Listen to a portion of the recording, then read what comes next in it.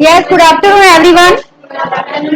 आज हम क्लास 7 का हिंदी की जो उनकी पाठ्य पुस्तक है उसका जो फर्स्ट चैप्टर है जिसका नाम है भाषा, लिपि और व्याकरण। भाषा, लिपि और व्याकरण जो अध्याय का नाम है वो शुरू करने जा रहे हैं। सबसे पहले है भाषा शब्द।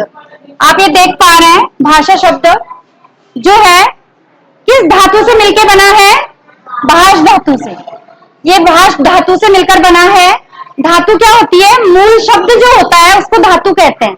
हिंदी में जो मूल शब्द होता है जैसे पढ़ना तो वो पढ़ धातु से बना है, बोलना वो बोल धातु से बना है, वैसे ही भाषा शब्द जो है वो भाष धातु से बना है जिसका अर्थ होता है बोलना। टीवी, सीरियल, फिल्म आदि में कलाकार बोलकर समझाते हैं।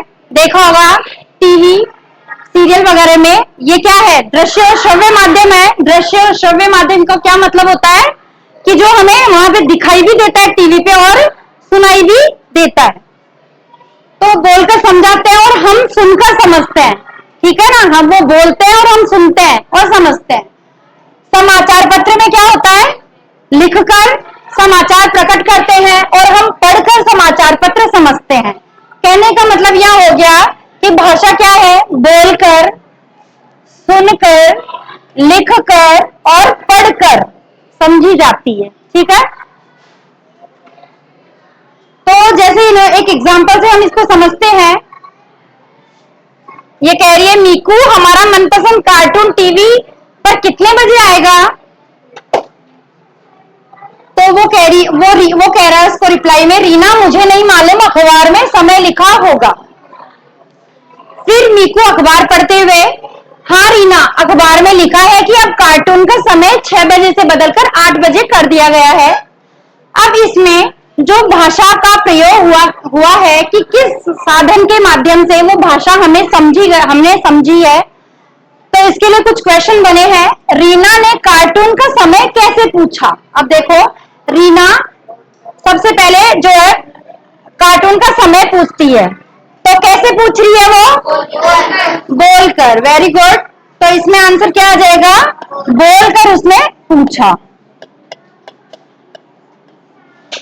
नेक्स्ट है मीकू को कैसे पता चला कि रीना कार्टून का समय पूछ रही है? कैसे पता लगा? दूसरा पॉइंट देखो, बोलकर उसके बाद सुनकर, है ना? तो कैसे पता लगा?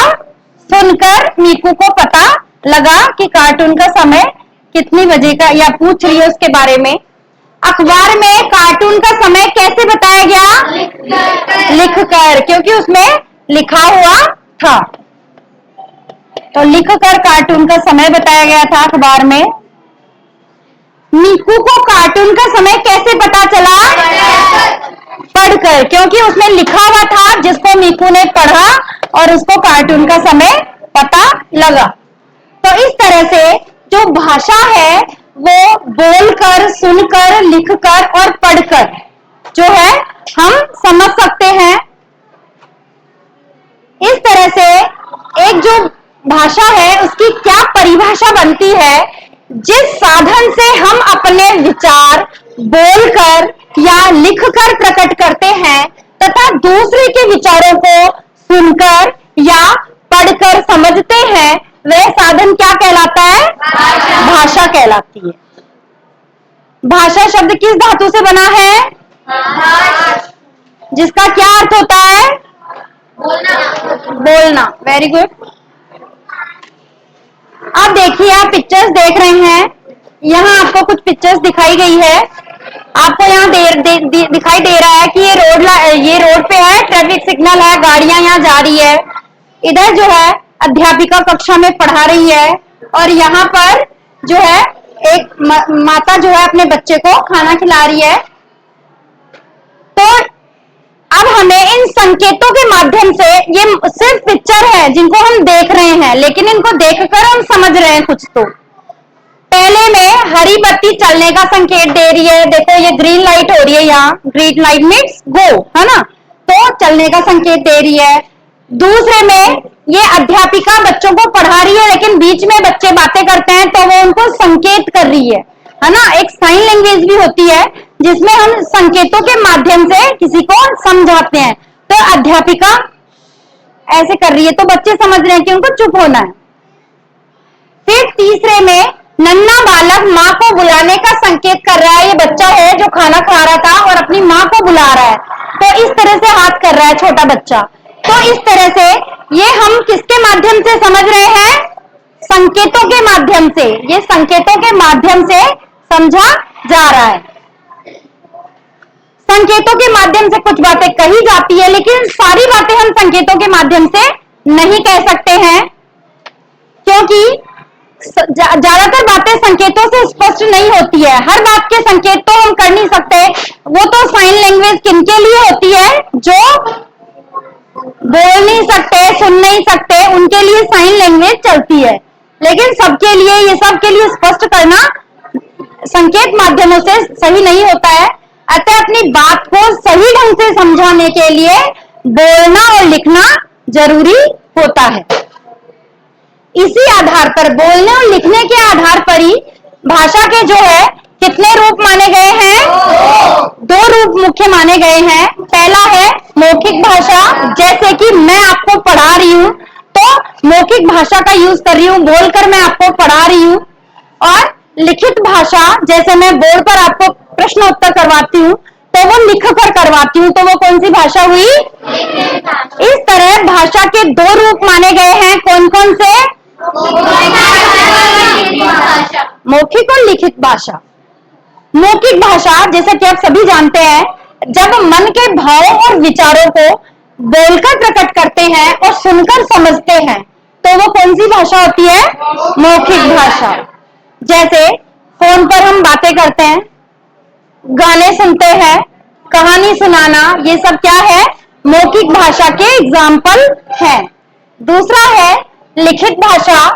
जब मन के भावों और विचारों को लिखकर प्रकट करते हैं तो और पढ़कर समझते हैं, लिखकर प्रकट करते हैं और पढ़कर समझते हैं, तो उसे लिखित भाषा कहते हैं। तो कहने का मतलब है मौखिक भाषा तो बोलकर और सुनकर समझी जाती है, और लिखित भाषा लिखकर और पढ़कर समझी जाती है। ठीक है? जैसे पत्र लिखना, अखबार पढ़ना, क्योंकि यहाँ पढ़ना और लिखना दोनों किसमें शामिल है? लिखित भाषा में।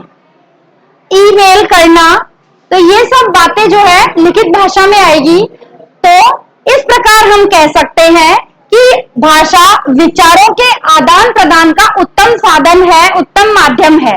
मैं अगर कोई बात आपसे कहना चाहती हूँ तो मैं भाषा के माध्यम से कहूंगी, और अगर आप मुझसे कोई बात शेयर करना चाहते हैं तो भी आप मुझे बोलकर अपनी बात को प्रकट करेंगे, तभी मैं आपके विचारों को जान पाऊंगी। इसीलिए इसने कहा है कि भाषा जो है विचारों का आदान प्रदान। मैं आपसे सुनूंगी आपके विचार और फिर मैं अपने व्यूज उस पर दूंगी। तो इस तरह से आदान और प्रदान हो रहा है, लेन देन। अब आगे है मातृभाषा। मातृभाषा, जिसको हम इंग्लिश में मदर टंग कहते हैं। मातृभाषा एक आम भाषा में सभी जानते हैं, अपनी मदर टंग वो होती है जब हम परिवार में रहकर जो हमारे परिवार की बोली होती है, चाहे वो परिवार कोई मराठी फैमिली हो, चाहे वो गुजराती फैमिली हो, चाहे वो मारवाड़ी फैमिली हो, जिस फैमिली में वो बच्चा पला बड़ा है, जहां वो, क्योंकि बच्चा सबसे पहले ऐसा तो है नहीं कि पैदा होते ही स्कूल आ जाता है, नहीं ना। तो बच्चा जब परिवार में अपने परिवार से जो भाषा सीखता है वो कौन सी भाषा होती है? उसकी मातृभाषा होती है। तो जिसे बच्चा सबसे पहले अपनी माँ से और अपने परिवार से ही सीखता है, बच्चा अपनी माँ द्वारा बोले गए अक्षरों को धीरे धीरे ग्रहण करता है और उन्हें बोलना सीख जाता है। आपने देखा होगा कि गुजरात में रहने वाले, अब अमेरिकन है, अब वो जो फ्रांसीसी है, वो सब अंग्रेजी ही क्यों बोलते हैं? क्योंकि उनकी मदर टंग है वो, उनके घर में वो ही बोली जाती है, इसलिए उनको वो लैंग्वेज आती है पहले। हमारे यहाँ हिंदी बोली जाती है तो सबसे पहले हमें हिंदी आएगी और हम अच्छे से उसी भाषा को समझ पाएंगे जो हमारी मदर टंग है ना। सबसे पहली मातृभाषा ही होती है जो बच्चा अपने परिवार से सीखता है, अपनी माँ से सीखता है। फिर स्कूल में जाने के बाद वो दूसरी भाषाओं का ज्ञान प्राप्त करता है। यदि बच्चे की माँ पंजाबी बोलती है तो बच्चा पंजाबी सीख लेता है, अगर वो मराठी बोलती है तो बच्चा मराठी भी सीख लेता है और इसी तरह उसकी मातृभाषा बन जाती है। अतः वह भाषा जिसे बच्चा अपने परिवार से सीखता है उसे क्या कहते हैं? मातृभाषा। अब आगे है राष्ट्रभाषा। वो मातृभाषा हो गई, मदर टंग, ये राष्ट्रभाषा, नेशन टंग जो है, नेशन जो लैंग्वेज है हमारी भाषा है। राष्ट्रभाषा शब्द का शाब्दिक अर्थ क्या होता है? राष्ट्र में, यानी कि हमारे देश में जो प्रयुक्त होने वाली जो भाषा है उसको राष्ट्रभाषा कहते हैं। अतः जिस भाषा का प्रयोग देश के अधिकतर निवासी, राष्ट्रभाषा कौन सी होती है? जिस देश में सबसे ज्यादा जो लोग जिस भाषा को बोलते हैं वो वहां की राष्ट्रभाषा होती है, उसे राष्ट्रभाषा कहते हैं। और एक है राजभाषा। राज मतलब सरकार, कि सरकार के कामकाज में जो भाषा प्रयोग ली जाती है वो होती है राजभाषा। जो भाषा देश या राज्य के कार्यालयों यानी ऑफिसेस वगैरह में और राजकाज के कार्यों में प्रयोग की जाती है उसको राजभाषा कहते हैं। हमारी भारत की राजभाषा कौन सी है? हिंदी है। हिंदी और अंग्रेजी दोनों ही है। हिंदी और अंग्रेजी दोनों में ही जो है हमारे राजकाज के कार्य चलते हैं। कि सरकारी काम जो होते हैं, ऑफिशियल वर्क जो होता है गवर्नमेंट का, वो हिंदी और अंग्रेजी में होता है।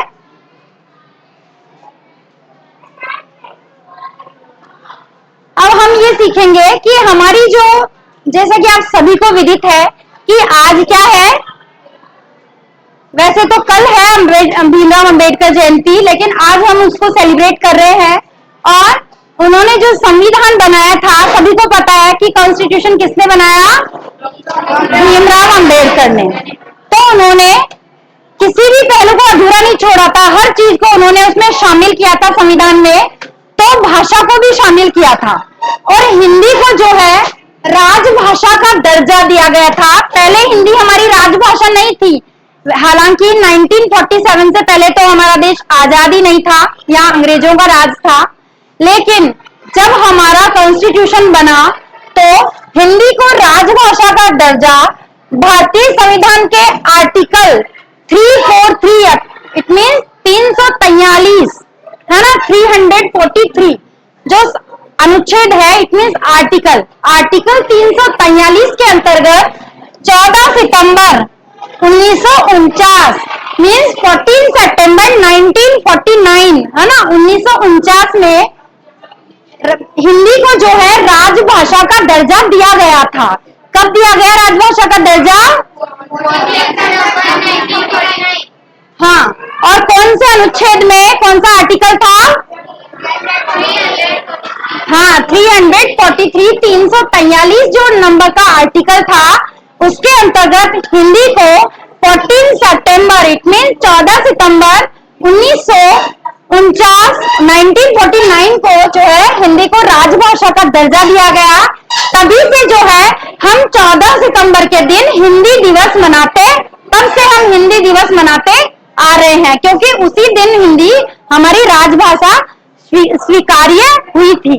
ठीक है, तो इसलिए हिंदी का बर्थडे है उस दिन। ठीक है, वर्ष 14 सितंबर को हिंदी दिवस के रूप में मनाया जाता है, जैसा मैंने आपको बताया। बोली, अब है बोली, ये हम भाषा का पढ़ रहे थे, अब है बोली। अब आप जानते होंगे बोली क्या है। बोली एक सीमित एरिया में बोली जाती है, उसके लिए भाषा का क्षेत्र क्या होता है? व्यापक होता है। भाषा देश के अधिकतर हिस्सों में मान्य होती है, वो भाषा राजभाषा बनती है। जो ज्यादातर हिस्सों में बोली जाती है, राजकाज के कार्य जिसमें होते हैं, वो राजभाषा होती है। लेकिन जो बोली होती है वो स्थानीय तथा घरेलू बोली, कि जहाँ के जो लोग हैं, जैसे मान लो हम जयपुर के निवासी हैं, यहाँ हम जयपुर की जो बोली है, जो तुम्हारी दादी नानी बोलती है, कौन सी है? वो ढूंढाड़ी है। ढूंढाड़ी जो आप घर में सुनते होंगे, कठ जारी छे, है ना, तो छह लगता है, वो ढूंढाड़ी बोली है हमारी। हाँ, ढूंढाड़ी बोली है वो हमारी बोली है जो लिमिटेड एरिया में बोली जाती है। आप उधर उदयपुर चित्तौड़ की तरफ चले जाओगे तो वहां पर मेवाड़ी बोली जाएगी, आप उधर जोधपुर जैसलमेर की साइड जाओगे तो वहां मारवाड़ी बोली जाएगी। इस तरह से बोलियां जो है बदलती रहती है।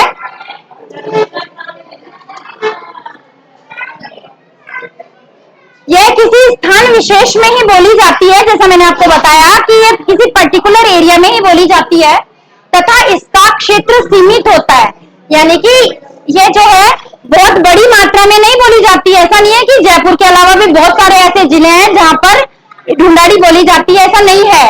बोलियां बदलती रहती है।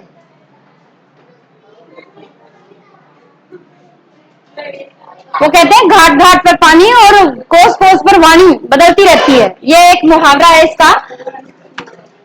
तो सीमित होता है, इसका क्षेत्र सीमित होता है। मैंने बताया कि एक थोड़े से एरिया में बोली जाने वाली बोली होती है। इनका अपना कोई लिखित साहित्य नहीं होता है। जैसा हिंदी में आप देखते हो कि बहुत सारा साहित्य मिल जाएगा, बड़ी बड़ी बुक्स जो है आपको देखने को मिलेगी हिंदी में लिखी हुई, लेकिन बोली में कोई साहित्य नहीं रचा जाता है। बोली के लिए कोई साहित्यिक पुस्तकें नहीं होती है। इनमें लोकगीत होते हैं। आपने देखा होगा, जैसे हमारे अभी गणगौर गई है रिसेंटली, हमारा जो त्योहार गया है, वहां जो तुमने सुने होंगे गीत वगैरह गाते हैं, तो वो लोकगीत, लोक कथाएं आदि ही इसे समृद्ध बनाते हैं। अर्थात जो है लोकगीत ही बोलियों में, वहां की बोलियों में होते हैं। साहित्य नहीं रचा जाता है उनके अंदर, बड़ी बड़ी पुस्तकें नहीं लिखी जाती है। तो ये अब इस तरह से कहते हैं कि भाषा के क्षेत्रीय रूप को ही क्या कहते हैं? बोली। क्षेत्र मतलब एरिया, है ना, जोन, कि एक एरिया विशेष होता है जहां पर ये बोली बोली जाती है। अब देखो इंपॉर्टेंट क्वेश्चन है, भाषा और बोली में क्या अंतर है, जो मोस्टली आपको एग्जाम में देखने को मिलता है क्वेश्चन, भाषा और बोली में अंतर। जैसा कि आपको मैंने बताया कि भाषा का क्षेत्र व्यापक होता है, स्प्रेड मतलब भाषा जो होती है वो बहुत बड़े एरिया में बोली जाती है, जबकि बोली एक सीमित क्षेत्र में बोली जाती है। भाषा का अपना लिखित साहित्य होता है और व्याकरण भी होता है भाषा का, लेकिन बोली केवल उच्चारण तक ही सीमित होती है। उसका कोई साहित्य नहीं होता, उसका कोई ग्रामर नहीं होती, उसकी कोई डिक्शनरी नहीं होती है। बोली में व्याकरण एवं सिद्धांतों को महत्व न देकर कहावतों, लोकगीतों और लोक कथाओं को अधिक महत्व दिया जाता है। बोली में लोक कहावतें होती है, लोक गीत होते हैं, इनको ज्यादा महत्व दिया जाता है। जैसे अब देखो इन्होंने बताया है मेवाड़ी राजस्थानी भाषा है, ठीक है, राजस्थानी भाषा है हमारी जो पूरे राजस्थान में बोली जाती है, ठीक है। अब उसमें एरिया डिवाइड हो गए। बीकानेर वाला एरिया है, वहां बीकानेरी बोली बोली जाती है। मेवाड़ वाले एरिया में मेवाड़ी बोली जाती है। मेवाड़ वाला एरिया होता है उदयपुर चित्तौड़ वाला जो एरिया है वो मेवाड़ वाला क्षेत्र कहलाता है। जोधपुरी एरिया जो जोधपुर का अर्थात मारवाड़ का जो एरिया है वो जोधपुरी बोली का है। जयपुरी बोली जैसे हम लोग बोलते हैं, जयपुर के निवासी हैं इसलिए। तो यहाँ क्वेश्चन दिया गया है कि आपको इसमें बताना है, जो उदाहरण दिए हुए हैं उनमें से कोई एक भाषा और उसकी बोली का पता लगाकर लिखिए। हाँ, कोई एक भाषा और उसकी बोलियां पता लगाकर लिखिए। अब बताइए मेवाड़ी बोली की कौन सी है, कौन से एरिया में बोली जाती है मेवाड़ी बोली? मेवाड़ में, मेवाड़ का कौन सा क्षेत्र बताया? उदयपुर साइड के एरिया में बोली जाती है। अब आप इसमें दूसरी बोलियों का पता लगाकर लिख सकते हो, जैसे गुजराती है तो यहाँ गुजराती भाषा। अब गुजराती भाषा किस किस साइड में कौन कौन सी बोली जाती है वो अलग अलग होती है। अहमदाबाद में जैसे अलग बोली जाती है, सूरत साइड में अलग बोली जाती है। तो वहां की जो गुजरात का जो एरिया है वहां पर जो बोलियां अलग अलग बोली जाती है उसका आप उसको यहाँ पर लिख सकते हो। जैसे उन्होंने राजस्थानी भाषा का, क्योंकि हम राजस्थान में रहते हैं इसलिए हमें राजस्थानी भाषा का पूरी नॉलेज है। अब एक इंपॉर्टेंट क्वेश्चन है, भारतीय संविधान में 22 भाषाओं को मान्यता प्राप्त है। हमारा जो कॉन्स्टिट्यूशन है इसमें कुल 22 भाषाएं हैं जिनको मान्यता प्राप्त है, जिसमें ये हमारी लाचारी है कि हमारी राजस्थानी भाषा जो बताई उन्होंने अभी, उसको संविधान में कोई स्थान नहीं दिया गया है। हालांकि हमारे जो राजस्थानी साहित्य के जो कवि हैं वो इसके लिए कोशिश कर रहे हैं, अभी भी बार बार जो है ये रिक्वेस्ट कर रहे हैं, ये इसका मुद्दा भी संसद में उठा रहे हैं कि इसको राजस्थानी भाषा को भी जो है 22 भाषाओं में यानी कि संविधान की भाषाओं में मान्यता दी जानी चाहिए, लेकिन अभी तक नहीं दी गई है। ठीक है, उनमें से 22 भाषाओं को मान्यता प्राप्त है। हिंदी, संस्कृत, बंगाली, असमिया, मणिपुरी, मराठी, मलयालम, मैथिली, कोंकणी, कश्मीरी, कन्नड़, गुजराती, नेपाली, उर्दू, बोडो, डोगरी, तेलुगु, तमिल, सिंधी, संथाली, पंजाबी और उड़िया। ये जो लैंग्वेज है, ये 22 भाषाएं हैं जिनको हमारे संविधान में मान्यता प्राप्त है। ठीक है, आगे है लिपि, जो हमारी स्क्रिप्ट है, लिपि है। अब आपको पता होगा कि लिपि किसे कहते हैं, कोई बताएगा मुझे? लिपि किसे कहते हैं? जिन चिन्हों के माध्यम से, मतलब जिन चिन्हों से हम अपनी जो है भाषा को व्यक्त करते हैं, निश्चित चिन्ह, जैसे निश्चित चिन्ह होते हैं हिंदी में, ऐसे क लिखा जाता है देवनागरी में, है ना। तो हमारी हिंदी की देवनागरी है जिसमें ये क ऐसे लिखा जाता है, ये चिन्ह है, निश्चित चिन्ह है क के लिए। ठीक है ना, तो ये क्या है? लिपि है। अपने भावों और विचारों को अगली पीढ़ी तक पहुंचाने और स्थायी रूप प्रदान करने के लिए मनुष्य ने लिखने के लिए किसका विकास किया? लिपि का। क्योंकि अगर हम बोलेंगे लिखेंगे कभी नहीं, तो क्या हमें सूरदास, तुलसीदास, कबीरदास, क्या इनके दोहे, इतने मोटे मोटे ग्रंथ, रामचरितमानस जैसे महान ग्रंथ, क्या हमें पता लग पाता? लगा पाते हम पता? अगर वो नहीं लिखा होता उस समय में, क्योंकि हम तो उस समय में पैदा ही नहीं हुए थे, तो क्या हमें पता होता कि ऐसे राम जी हुए थे, ऐसे कृष्ण जी हुए थे युग में, है, और उन्होंने क्या क्या किया था? ये सब लिखित साहित्य आज हमारे पास है, इसीलिए आज हम उनको पढ़कर समझ पाते हैं और जो है अपनी अगली पीढ़ी को उसका ज्ञान दे पाते हैं। तो इस तरह से इसी के माध्यम से हमारे वेद पुराण ये लिखे गए हैं, उनको सुरक्षित रखा गया है, क्योंकि ये लिखने से ही सुरक्षित रह सकते हैं। तो यहाँ पर जो है प्रत्येक भाषा में, चाहे वो कोई सी भी भाषा ले लो, चाहे उर्दू ले लो, चाहे इंग्लिश की ले लो, चाहे आप दूसरी पंजाबी, जो भी भाषाएं हैं, मराठी, नेपाली, आप कितनी भी भाषाएं ले लो, इन भाषाओं को अगर आप निश्चित चिन्हों के माध्यम से ही पढ़ पाते हैं, तभी हम पढ़ पाते हैं। मैंने ऐसे क्या लिखा तो आप समझ पाओगे कि ये हिंदी में लिखा है, मैंने यहाँ क्या लिख दिया तो आप समझ पाओगे कि ये इंग्लिश में लिखा हुआ है। तो यहाँ चिन्हों के माध्यम से ही जो है लिपि, वो चिन्हों के माध्यम से हम इसको समझ पाते हैं, और यही क्या कहलाती है? लिपि। और प्रत्येक भाषा में अलग अलग लिपियां होती है। तो हम देख लेते हैं कि और कौन कौन सी लिपियां हैं। हिंदी की तो हमें पता ही है, कौन सी लिपि है? देवनागरी। संस्कृत और हिंदी की देवनागरी है। उर्दू की कौन सी है? मराठी की? नेपाली की? अब देखो आप, ये देवनागरी, ये तो कितनी भाषाओं की? 4 भाषा, 2 ये हो गई, 2 ये, 4 और 1 5 कोंकणी। तो ये 5 भाषाओं की तो लिपि देवनागरी ही है। उर्दू की फारसी हो गई, फ्रांसीसी की रोमन, और अंग्रेजी की भी रोमन है। अंग्रेजी और फ्रांसीसी दोनों की रोमन है। पंजाबी की गुरुमुखी है, जर्मन की रोमन है। फ्रांसीसी, अंग्रेजी और जर्मन तीनों की कौन सी लिपि है? रोमन। और बंगाली की बांग्ला है।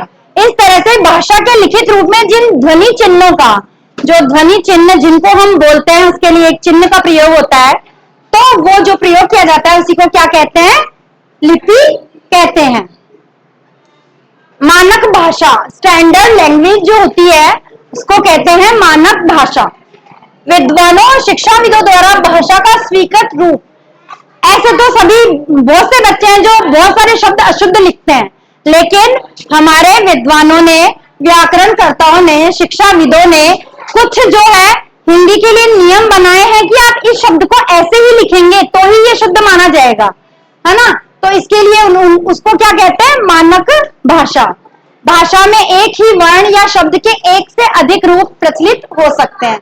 भाषा के किसी एक रूप को विद्वानों द्वारा मान्यता प्रदान की जाती है। अब देखो, ये अमानक है, ऐसे गए अशुद्ध माना जाता है। मानक कौन सा है? ऐसे गए, ऐसे लिखा जाता है। नहीं, ऐसे नहीं, ऐसे लिखा जाता है। नहीं।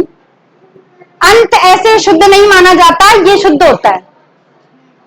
शुद्ध इस तरह से नहीं, ऐसे सही माना जाता है, ये मानक रूप है। चाहिए ऐसे नहीं, ऐसे लिखा जाता है। जाएंगे ऐसे नहीं, ऐसे लिखा जाता है। संबंध में ये आधा ना लिख के हम डॉट का प्रयोग करेंगे, अनुसार का प्रयोग करेंगे। ठंड में भी अण लगा के जो है हम अनुसार का प्रयोग करेंगे। अब कुछ यहां दे रखे हैं मुख्य बिंदु। विभक्ति चिन्ह संज्ञा शब्दों में तथा सर्वनाम शब्दों में मिलाकर लिखे जाते हैं। विभक्ति चिन्ह का मतलब है जो, जैसे रमेश ने, यहां जो संज्ञा शब्द है रमेश, इसलिए विभक्ति चिन्ह क्या है इसमें, ने, कर्ता ने विभक्ति चिन्ह तो होता है ना कारक का, तो यहाँ अलग अलग लिखे जाते हैं संज्ञा में, क्योंकि रमेश क्या है, संज्ञा है। और सर्वनाम में एक जात लिखे जाते हैं। संज्ञा में अलग अलग और सर्वनाम में एक शिरोरेखा के नीचे उसने, जबकि ने का प्रयोग तो यहाँ भी है और यहाँ भी है ना। लेकिन संज्ञा में शिरोरेखा अलग हो जाती है, सर्वनाम में शिरोरेखा एक ही होती है। ठीक है।